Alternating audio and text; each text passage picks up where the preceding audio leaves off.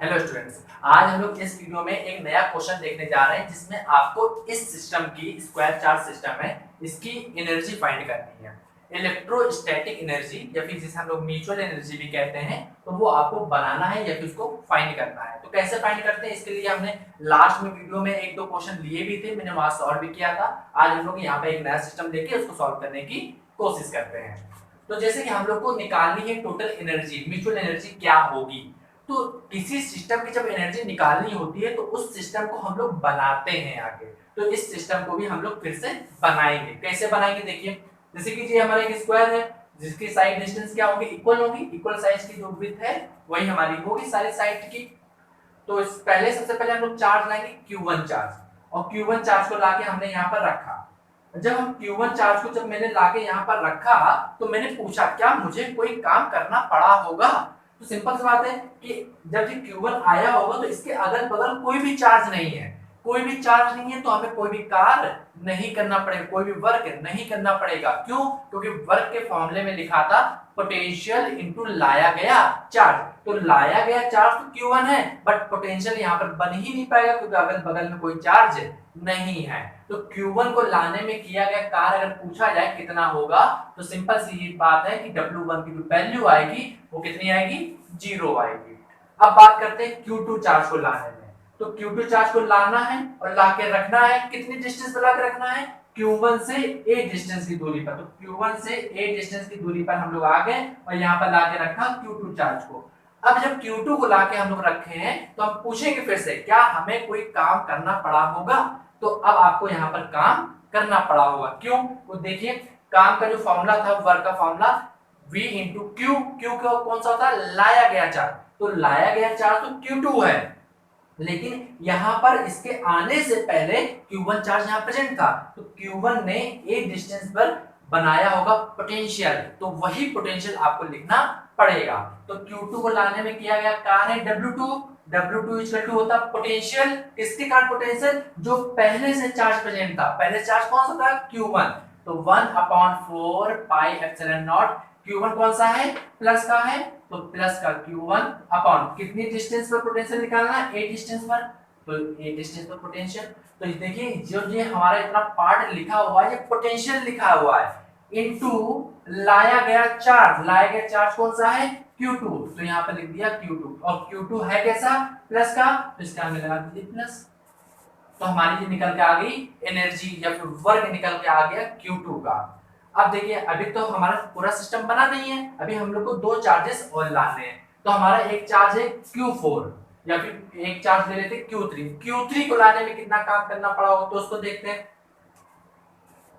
तो आप देखिए Q3 जो है वो Q2 से कितनी डिस्टेंस पर है, a डिस्टेंस पर, बट Q1 से कितनी डिस्टेंस पर है। तो यहाँ पर देखिए √2 डिस्टेंस पर है Q1 से। तो Q3 को हम लोग ला के रखते हैं यहाँ पर, Q2 से a डिस्टेंस पर और Q1 से a√2 डिस्टेंस पर।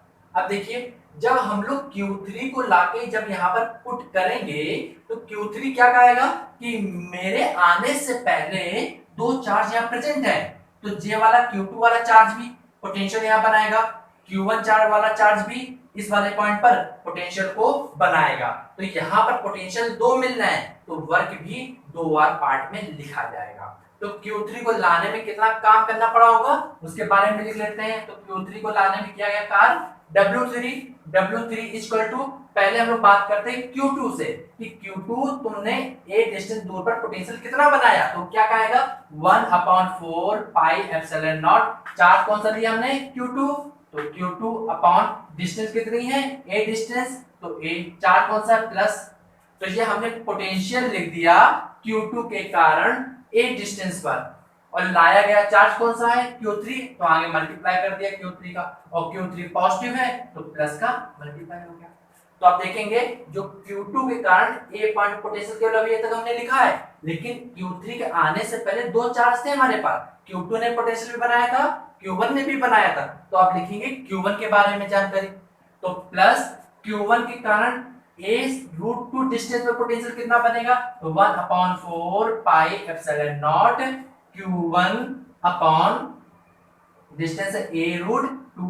और Q1 कैसा है, प्लस का है, तो यहाँ आगे लगा दिया प्लस, क्योंकि हमने बताया था पोटेंशियल जो होती है वो स्केलर क्वांटिटी होती है, अगर जैसा चार्ज होगा वैसा ही पोटेंशियल होगा। और फिर इनटू लाएगा चार्ज कौन सा था, Q3, तो Q3 से मल्टीप्लाई कर दिया।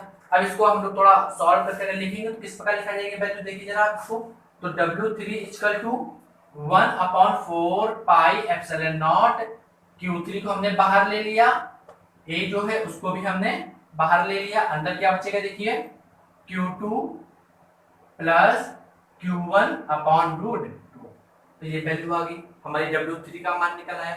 अब बात करते हैं W4, अब कौन सा चार्ज हमें लाना है, Q4 को लाना है, माइनस का Q4, तो उसको लाके रखते हैं। देखिए माइनस का Q4 जो है वो Q1 से कितनी दूरी पर है, a डिस्टेंस पर है, Q3 से कितनी डिस्टेंस पर है, a डिस्टेंस पर है, बट Q2 से कितनी डिस्टेंस पर है, तो ये डायगोनल यहाँ पर बना हुआ देखिए आप, और ये डायगोनल होगा कितना, a रूट 2।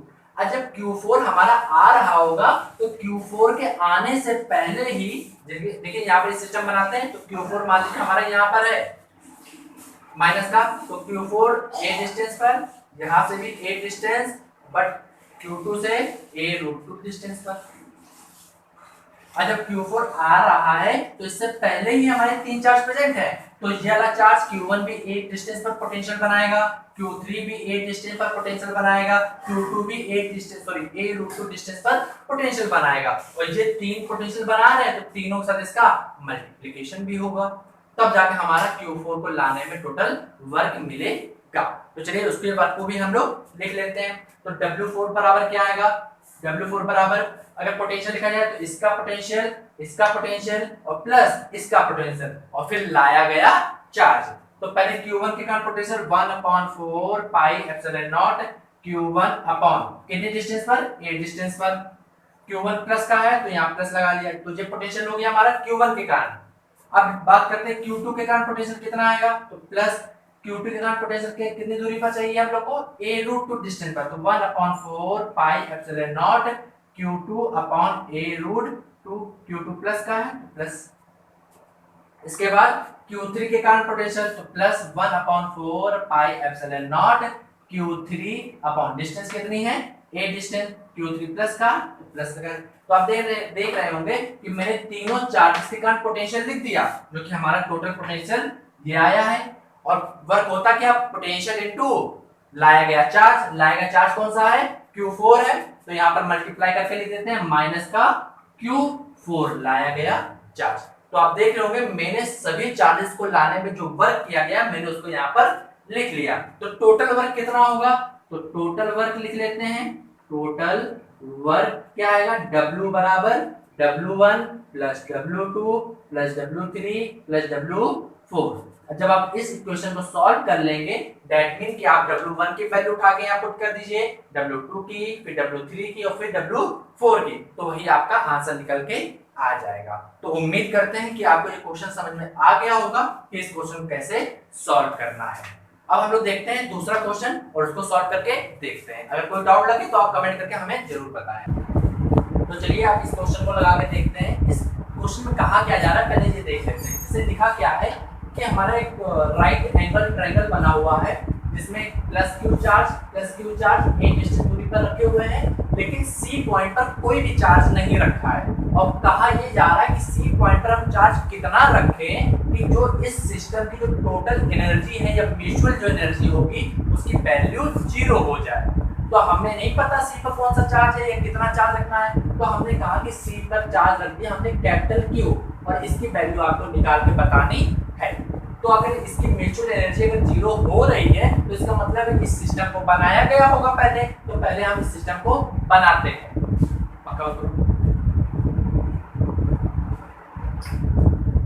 तो चलिए इस सिस्टम को पहले बना के देखते हैं। पहले Q प्लस क्यू चार्ज को लाते हैं, तो प्लस क्यू जब चार्ज को लाए हम, और मैंने पूछा क्या प्लस क्यू चार्ज को लाने पे हमें कोई काम करना पड़ा, तो सिंपल सी बात है कोई काम नहीं करना पड़ा होगा, क्योंकि इसके अगल बगल में तो कोई चार्ज भी है ही नहीं। जब है ही नहीं तो पोटेंशियल नहीं बनेगा, तो W1 की वैल्यू कितनी आएगी, W1 बराबर 0। अब हम लोग क्या करते हैं, दूसरे चार्ज को लाते हैं प्लस क्यू, जो कि रखा है हमारा a डिस्टेंस दूरी पर, प्लस क्यू ला रहे हैं। जब हम लोग इस वाले चार्ज को ला कर रखेंगे तो सिंपल सी बात है, इससे इसके आने से पहले ही हमारा प्लस क्यू एक प्रेजेंट था, तो ये वाला चार्ज क्या करेगा, ए डिस्टेंस पर पोटेंशियल को बना देगा। तो इसके कारण लिखा जाएगा ए डिस्टेंस पर पोटेंशियल इनटू लाया गया चार्ज। लाया गया चार्ज कौन सा है, प्लस का क्यू। तो लिखते हैं W2 equal to 1/4 pi epsilon naught Q upon distance कितनी है, ए डिस्टेंस। तो ए चार्ज हमारा कौन सा था, प्लस का था, तो पोटेंशियल भी हमारा प्लस का बनेगा। तो ये हमने लिखा है केवल पोटेंशियल इनटू लाया गया चार्ज का जब मल्टीप्लाई कर देते हैं तो हमारा वर्क बन जाता है। लाया गया चार्ज कौन सा था, प्लस का क्यू, तो प्लस का क्यू। तो ये हमारा निकल के आ गया W2। अब देखिए क्या हमारा सिस्टम पूरा बनके तैयार हो गया, अभी नहीं बना क्योंकि हमारा एक चार्ज और रखा है, जब उसको रख देंगे तब जाके हमारा पूरा सिस्टम बनेगा। तो चलिए अब एक चार्ज को और लाके हम लोग रखते हैं, जो कि चार्ज हमारा यहाँ पर रखा है, जो कि है कैपिटल क्यू। तो इस जब कैपिटल क्यू को जब हम लोग लाके यहाँ पुट करेंगे तो हमने पूछा कि हमें कोई काम करना पड़ा होगा, तो सिंपल सी बातें करना पड़ा होगा क्योंकि इसके आने से पहले दो चार्ज यहाँ पर रखे हैं। तो ये वाला चार्ज भी यहाँ पर पोटेंशियल बना रहा होगा और ये भी चार्ज हमारा यहाँ पर पोटेंशियल बना रहा होगा। तो इसके कारण पोटेंशियल बनेगा √2a, सॉरी डिस्टेंस जो है वो √2a है और यहाँ पर डिस्टेंस है a। तो इन दोनों के कारण आएगा पोटेंशियल यहाँ पर इनटू लाया गया चार्ज। तो चलिए लिख लेते हैं W3 की वैल्यू। तो W3 बराबर क्या आएगा, इसके कारण पोटेंशियल पहले लिखते हैं 1/4 pi epsilon naught Q upon distance कितनी है यहाँ से यहाँ तक, a डिस्टेंस है, तो ये पोटेंशियल हमारा एक बन गया। और इस चार्ज का पोटेंशियल कितना आएगा, तो प्लस लिखते हैं इस चार्ज के potential 1/4 pi epsilon naught Q upon distance. देखिए यहाँ से यहाँ तक की डिस्टेंस कितनी है, √2a। जब पाइथागोरस प्रमेय लगाई हम लोग ने, पाइथागोरस थ्योरम, ये a था, ये a है, तो ये निकल के आएगा √2a। तो a√2 ये हमने पोटेंशियल लिख दिया दूसरे चार्ज का। तो आप देखेंगे ये पूरा हमारा लिखा है पोटेंशियल, ये हमारा पूरा पोटेंशियल है, लेकिन पोटेंशियल में जब हम लोग लाए गए चार्ज का मल्टीप्लाई करते हैं तब जाके हमारा वर्क बनता है। तो लाया गया चार्ज कौन सा था हमारा, कैपिटल क्यू, तो यहाँ पर कैपिटल क्यू का मल्टीप्लाई कर दिया और हमें कैपिटल क्यू की ही वैल्यू निकालनी है और उसको आंसर बताना है। तो देखते हैं, तो आप देखेंगे कि पूरा सिस्टम हमारा बन गया, जैसे ऊपर था वैसे देखिए नीचे बन गया है, ठीक है। तो हमने टोटल एनर्जी यहाँ पर फाइंड कर ली। तो टोटल एनर्जी के लिए हम लोग लिख देंगे W बराबर W1 plus W2 plus W3। अब जैसे कि क्वेश्चन खुद ही कहा है कि जो जब सिस्टम बन जाता है हमारा तो सिस्टम की जो टोटल एनर्जी है वो कितनी हो जाती है, 0। वहां पर उसने कहा है कितनी हो गई है, 0। तो मतलब कि W की जो वैल्यू कितनी है, 0।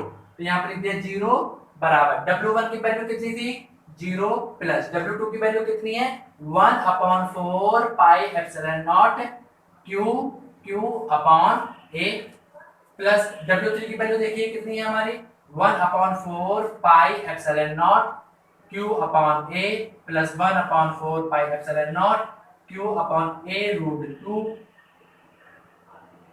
और बाहर है कैपिटल क्यू। अब हमें कैपिटल क्यू की वैल्यू चाहिए, तो इस वाले पूरे फैक्टर को उठा के हम लोग इधर ले आ रहे हैं या फिर इसको उठा के इधर ले आए, किसी एक को ले आइए आप। तो इसको उठा के हम लोग ले आ रहे हैं, तो क्या बनेगा देखिए, तो कैपिटल क्यू बराबर क्या निकल के आएगा, देखिए इसको जब पूरी डायरेक्टली सॉल्व कर दे रहे हैं इसको हम 1/4 pi epsilon naught Q upon a under upon के नीचे 1/4 pi epsilon naught Q upon a को बाहर ले लिया, अंदर क्या बचेगा हमारे पास, यहाँ पर 1 आएगा प्लस 1/√2। देखिए मैंने इस वाला फैक्टर को कॉमन ले लिया, जब इसको नीचे लाएंगे तो इस क्वेश्चन को जब सॉल्व करेंगे तो फाइनल में आपका ऐसा कुछ बचेगा।